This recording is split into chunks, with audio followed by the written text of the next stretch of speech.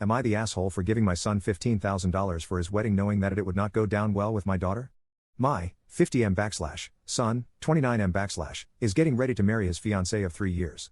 I know her and I very much approve of their marriage. She's awesome and I couldn't be prouder of my son. I told him that I'd help pay for his wedding and his mother, and I managed to put together $15,000, which should help them have a pretty decent wedding. My son announced his wedding, and eventually my daughter, 27F found out from my son's fiancée. She called me pretty irate since money has always been a sore spot between us. Around 10 years ago, my son went off for college and my daughter went shortly after.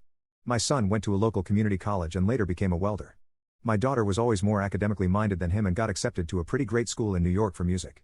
Problem is, my wife and I made too much money for her to get many grants or scholarships. I paid for my son's community college in full, but my daughter's college fund would basically only cover 1 year of tuition at the nice school, and I'd be out of pocket a little for room and board as well for that year. I told her that while I am so proud of her for getting into that school, I don't agree with her going to that school since we can't afford it. She didn't accept any alternatives such as going to a local school or going to a cheaper school in New York. She said that she was going irregardless, so I relented. I paid the deposit and she went. I paid the bills until her fund, $50,000, was done. She then started taking out loans for school even though I advised her against it, and she tried having me sign loans in my name to help pay for her education, which I did not, which didn't help our relationship. Our son got the rest of his paid out in a bulk sum out of fairness. She graduated with about $150,000 in student loans. She worked for an orchestra for a while, but didn't make a lot, so she became a teacher in New York but continued to struggle financially due to the burden of her loans. She frequently asked for money, which I stopped helping with 2 years ago. I once offered to have her move back home rent-free, but she doesn't want to move from New York to rural Florida. We cut her off financially.